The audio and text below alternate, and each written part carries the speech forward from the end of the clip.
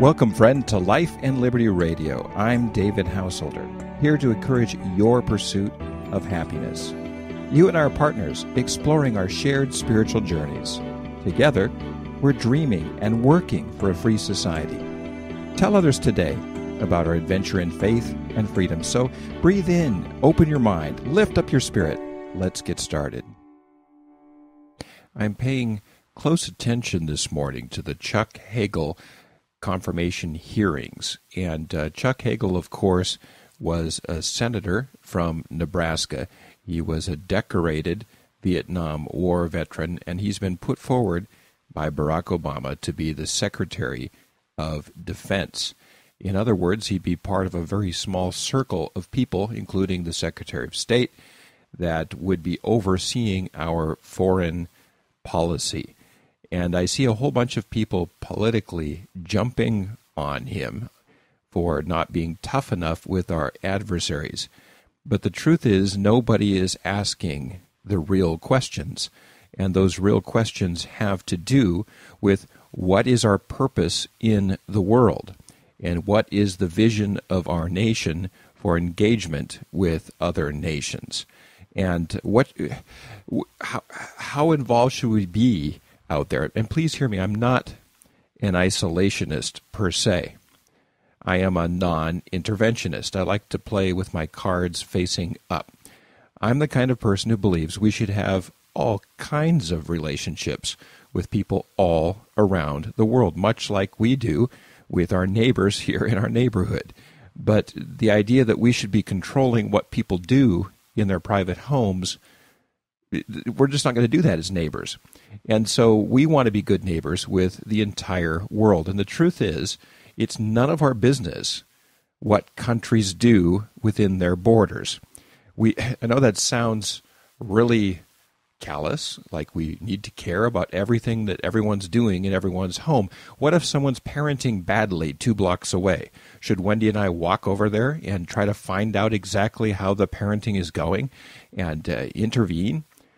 Of course not. We really need to model a free society. And to model a free society, we have to operate that way with the other countries in the world by non-coercion. Well, everybody says, well, let's just use sanctions rather than military force. And I say to myself, okay, sanctions are coercion. Sanctions are an act of force, an act of war against another nation.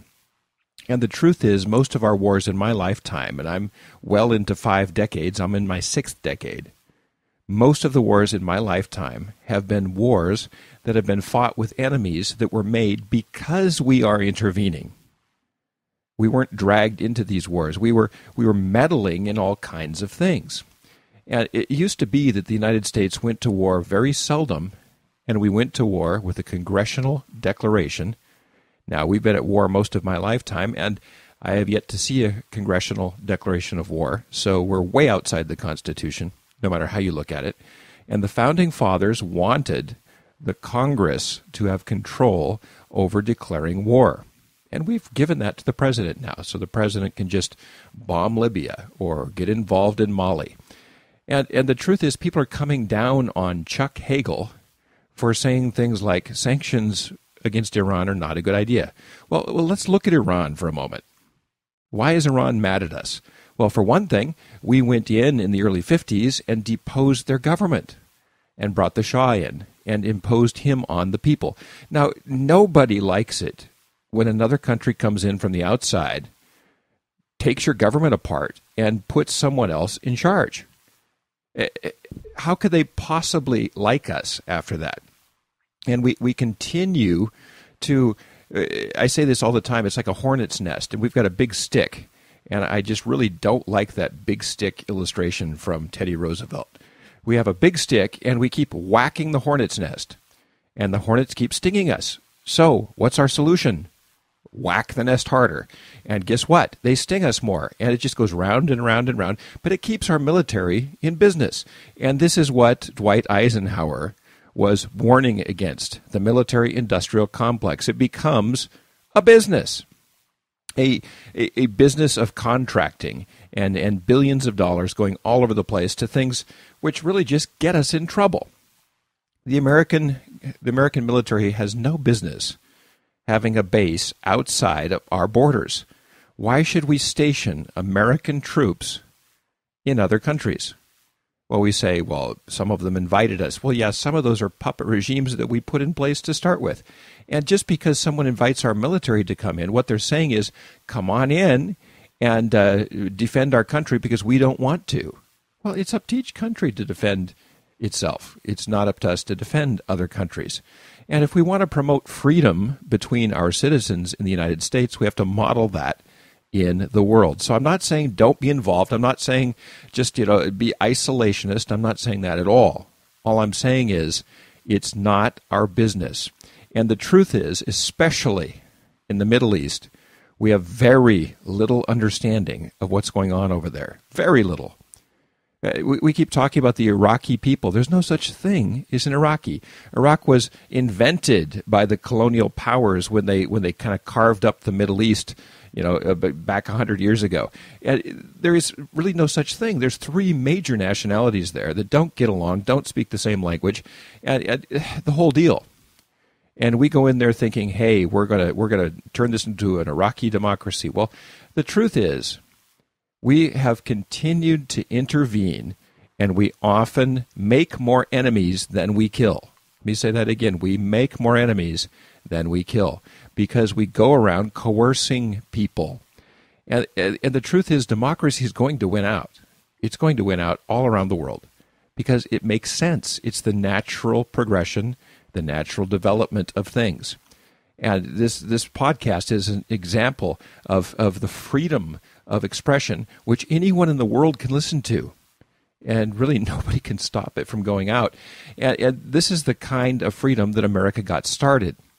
But about 100 years ago, around 1913 with Wilson, we started losing track of that. And we started becoming an interventionist nation.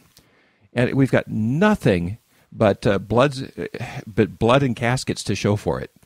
It really was none of our business. I can't even imagine how prosperous we would be by now had we not gotten involved in all those things. So they're coming after Chuck Hagel for not wanting to use our force broadly, our military force broadly throughout the world. And the president says, I want the United States in his inaugural address to be the anchor, the military anchor in all the corners of the earth. Good Lord. We can't afford it. B, if we could afford it 3 times over, it's still not good use of our money. And C, it's not the vision of the founders.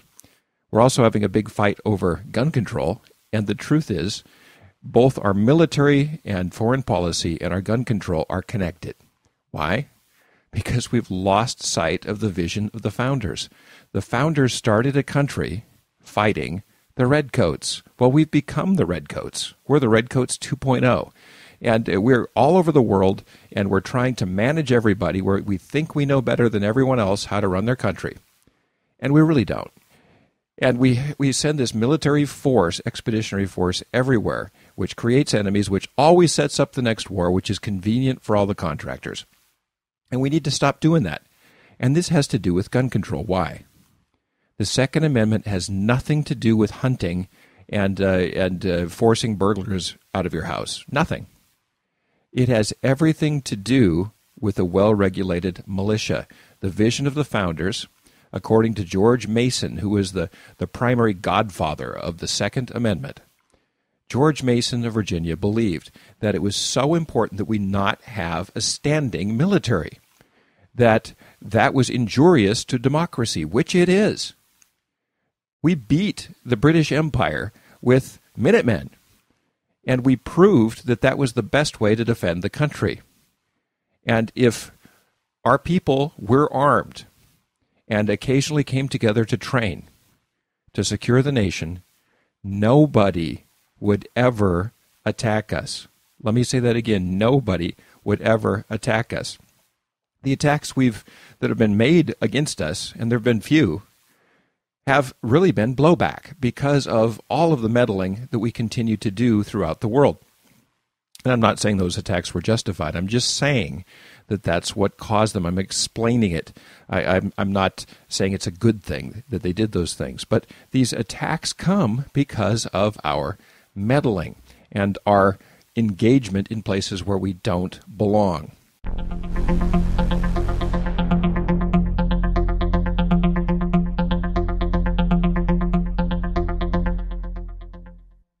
If you're like me, you love getting packages in the mail from Amazon. I love to check the side of my house because that's where they come. I've got a little table set up there, and ooh, there's a package. And I love shopping with Amazon. You say, well, it costs extra with the shipping, but the truth is you'd spend a lot more in gas and time just driving around looking for stuff. You can find almost anything on Amazon. It's kind of like the old Sears catalog or the Wells Fargo wagon. It's part of our American tradition to have delivery to our homes. And if you shop on Amazon, I'm going to ask you to do me a favor. Would you please do all of your Amazon shopping through my website, davidhouseholder.com. Go to davidhouseholder.com. At the top of the page, there's an Amazon banner. Click on there and do your shopping from there. If you do that, I will get a portion of the proceeds, which will keep this show on the air. So it's good for you, it's good for me, it's good for everybody. Hey, it's good for America. Shop on Amazon and do it through davidhouseholder.com.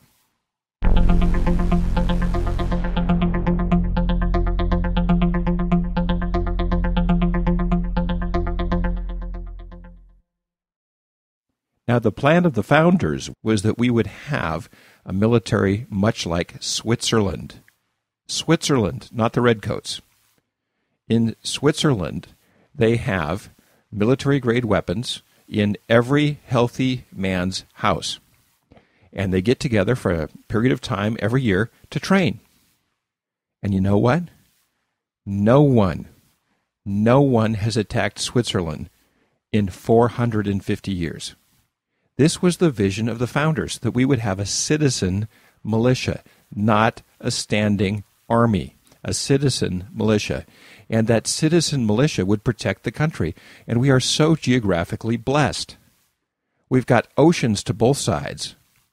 We've got neighbors which have no interest in attacking us and wouldn't have any incentive to do so. It's in their interest that we are healthy and independent and prosperous. Because when you're living next to a prosperous neighbor, it tends to rub off on you. Kind of like the big expensive house in your neighborhood benefits everybody. So here we are with no natural enemies. We are at the top of the geopolitical food chain. We are so blessed as a nation geographically to be situated where we are. There is no way another nation could invade the United States of America. Lincoln said, there is no general, there is no emperor who could by force take a drink from the Ohio River. That was true then, it's true now. There's no way. And Japan had no plans to attack or invade the United States in World War II because, as they said, there would be a rifle behind every blade of grass. Why would we do that? So we need to return to the vision of the founders. We need to demobilize these bases all around the world, get out of everyone else's business, and reinstate the Second Amendment, which says the right to bear arms to form a militia. And we would practice from time to time to keep our neighborhoods safe. And if there was any insurrection or things would happen, we would take care of that. Or it's just plain unlikely. It really is. So we need to return to the vision of Washington and Jefferson, who said we need to stay out of entangling alliances. The idea that an attack on another country is an attack on us drags us, obligates us into a war, an undeclared war. And we're doing that in Mali now, and we're just continuing to get engaged where we don't belong. In Mali, we've got two bad sides to choose from. We've got the dictator who deposed the government and is running the country as a military state, and we've got Islamist extremists in Mali. So why is one side better than the other? Why would we choose a side in that? Why would we stick our hand in that garbage disposal? The truth is, other nations need to work out their own civil wars. And yes, it's brutal, and yes, it's ugly, but it's not our fight, and we can make it worse. I am so glad that none of the European powers came in during our Civil War. Can you imagine Gettysburg with British and French troops lining up behind the Confederacy and the Union? It would have just completely complicated the situation. We needed to fight that out. We needed to figure that out for ourselves. We needed to come to clarity as Americans. We didn't need people intervening or sanctioning us at the time. This is so important. This is just plain wisdom. I am not a dove. I believe that people have the right to defend themselves against initiated aggression. I also think that it is absolutely wrong, morally, ethically, otherwise. It is wrong to initiate aggression against someone else. That's the basis of natural law. You have a right to fight back. You don't have a right to start a fight. And we continue to start fights all around the world. So Chuck Hagel is about to be voted on as to whether or not he's going to be Secretary of Defense, and people think that he should be tougher with these enemies and go to war quicker. And he questioned the war in Iraq, and he questioned Afghanistan. Well, he's speaking for a lot of us. He is. At first, I was all for the war in Iraq, and then I realized what was going on, and I thought, whoa. Same with him. He voted for it and started realizing this was a mistake. And you think he might know that from experience? After all, he was an enlisted man, not an officer. He was in the foxholes in Vietnam. He understands war. He's been there. He was a sergeant, an infantry sergeant, and he knows what war is. He's not afraid of war, not afraid to fight, but he knows that it's a bunch of guys in Washington setting the policies, but it's the regular guys out there in the trenches, and he cares about the regular guys. And there are times where the regular guys have to fight. I believe that. I'm not a pacifist. I believe there's evil in the world and you have to push back. But still, we have to think this over before we commit troops to foreign wars where the goal is just really up in the air. What are we doing in Afghanistan? Does anybody know? Can anybody tell me what our goal is there? Nation building? Should we go around and build nations everywhere? Should we try to turn them all into Kansas through force? This doesn't work. Afghanistan is no better off than when we started. Iraq is certainly no better off than when we started. And we need to understand that force and coercion are not the answer out there in the world. Would we have these enemies if we hadn't fought there in the first place? Of course not. Let's pay attention to Israel. What is Israel doing? Israel is in the middle of a really bad neighborhood. Are they intervening everywhere? No. Why? They're wise. They want peace in the region. And they know that democracy will win out in their neighboring countries over time. And they use force very carefully. They used it yesterday. They went into Syria and hit a Hezbollah installation, which was set up to attack Israel. So all they did was surgically go in and eliminate a direct, clear, and present threat to their country. And other than that, they're not committing troops to all these countries around them. They're not taking sides. They're sitting tight, minding their own business, knowing that that will bring them peace in the future. If we were wise, we would follow Israel's example, Switzerland's example. Have a great military, as does Israel, as does Switzerland, and use it only in defense, and never commit foreign troops to foreign bases where we just make enemies. Chuck Hagel, if he gets nominated, will be under a lot of pressure to turn into an interventionist. In fact, they're trying to make him into one right now during the hearings. And I think that there's a kernel of common sense in that guy, and I hope he gets nominated. Well, that's all for today on Life and Liberty Radio. Thanks so much for sharing this part of your spiritual journey with me. Now, the views on this program are not necessarily those of my advertisers, sponsors, places I work, or do business with. They're purely my own, but I'm sharing them with you, so share your ideas with me. Write me on Twitter at Liberty House, LIBERTYHOUS, no E. Until next time, let's continue dreaming and working for a free and spiritually grounded society.